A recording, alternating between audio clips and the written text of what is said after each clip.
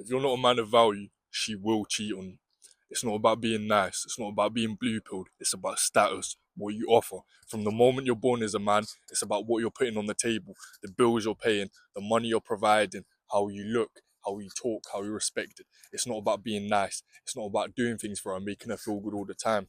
See, from the moment a girl turns 18, from the moment you're around my age, you're competing with people twice your age. You're competing with people 27 in Dubai with Lambos, yachts, flexing rollies on the hand. And you think she's going to stay with you just because you're nice. You think she's going to stay with you just because you give her a good feeling. You make her feel warm inside. No, she's going to leave you. She's going to leave you for the man that does better for her. She's going to leave you for the man that can provide more value to her, because that is all that matters in her mind. Women are programmed. They are made. They are primarily wired to go for the better option.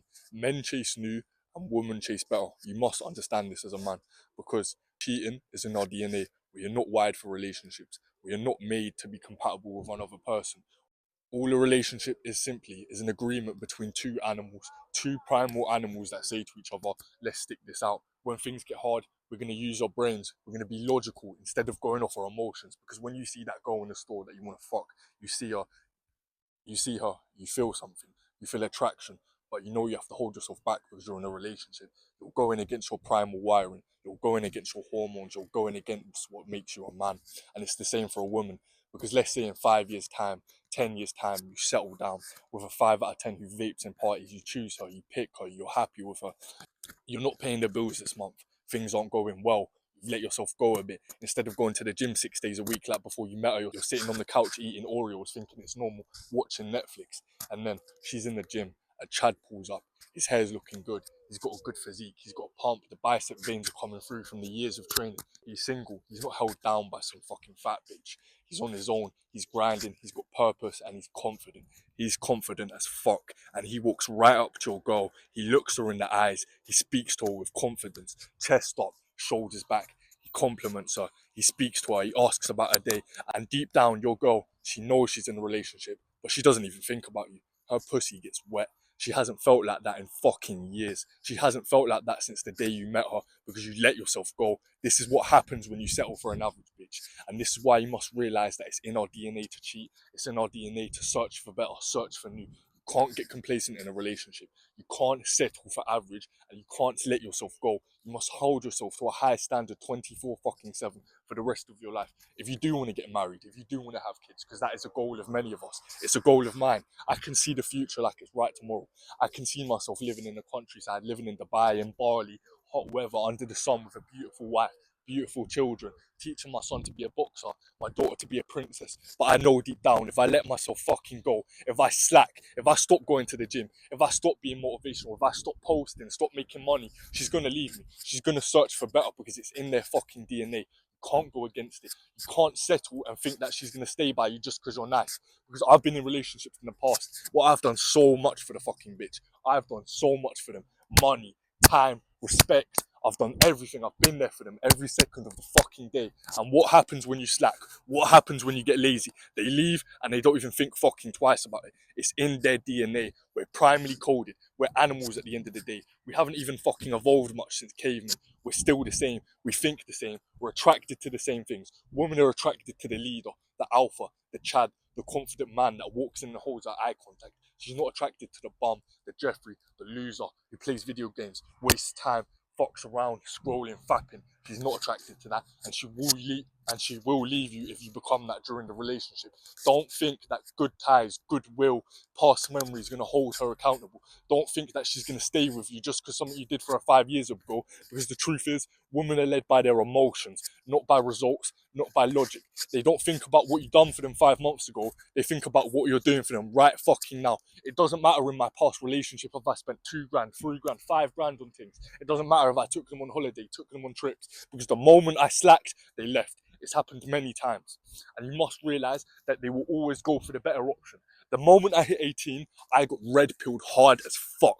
I used to be the guy sitting in class, crushing over things in my college, hard scoping them, sitting there waiting, preying, waiting to say something. And then I realized very quickly, if you don't wait, you miss your opportunity. They will go for better.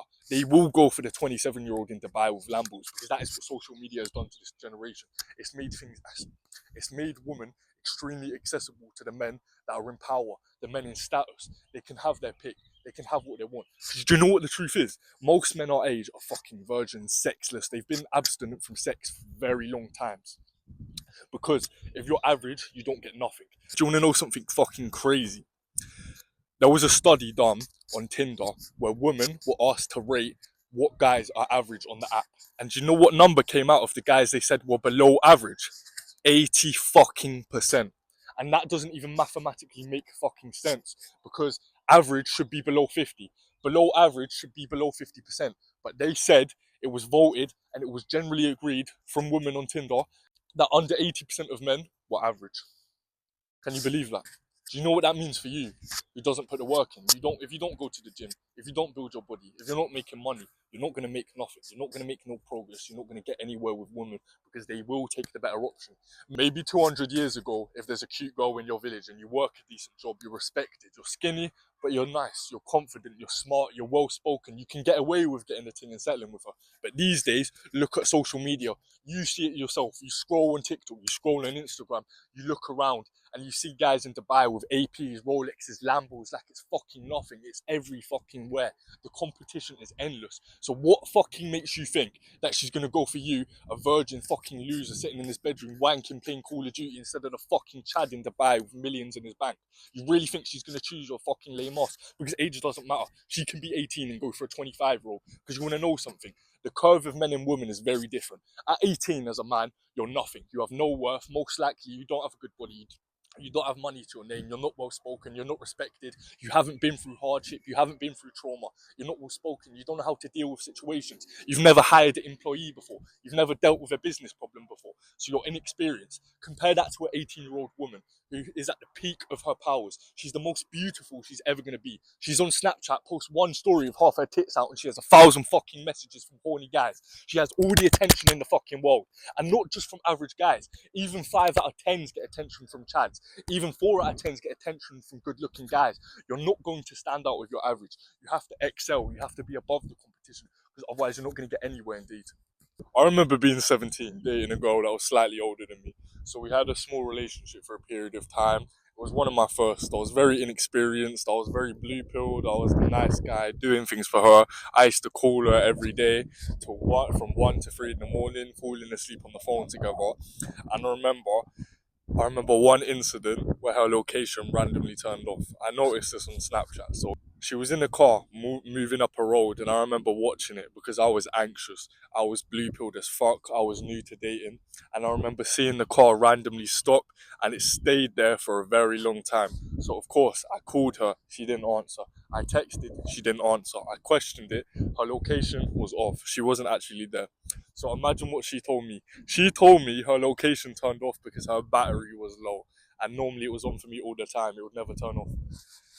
Let's be real. Do I really need to explain to you the fact that her battery was not low? She was in a car with another man. Her location randomly turns off late in the night, not telling me where she is. You know what happened? She got fucked. She got pounded that day. And the worst thing is, I was too stupid, too insecure, too naive to even realise that. Too naive to even put 2 and 2 together. I was sitting there happily believing she was loyal to me. And the mad thing was, I was a loser. I was skinny as fuck. I had no money. I was in college. She was going for guys twice my age. She was going for guys that were 25, 27 years old with cars. I wasn't driving. What the fuck could I offer to her? And I really thought she was going to stay loyal to me. It didn't last long. We ended up breaking up because she cheated on me. And like I said, I was too stupid to put 2 and 2 together. But let's be real, the whole time she was probably getting fucked by men better than me. Men twice my age, like I said, men that were 25 with watches, Lambos, cars. And the thing is, I was too silly, too stupid to realise that I was too much of a loser to actually keep her and hold her down. So the point of this is to say that as a man, when you're in your teens, when you're 18, when you're around this age, you don't have anything to offer. You're at the worst point of your life, but there is hope. Because in 5 years' time, in 7 years' time, when you're 25, entering your mid-20s, there is going to be a massive gap. And you will truly see for the first time in your whole life who looked in and who fucked around. Because at this age, when you're 18 in college fucking around, there's not much of a gap between people and you. There's not much of a gap between people your age. Yeah, you might have the occasional guy, the red pill guy in college who fucks a couple girls, who looks good, who's confident, but he's not going to be a millionaire. He's not going to be rich. He's not going to be driving nice cars. But as soon as you hit 18, you're competing with the top leagues. It's like going from casual in a video game to ranked. You enter the ranked leagues.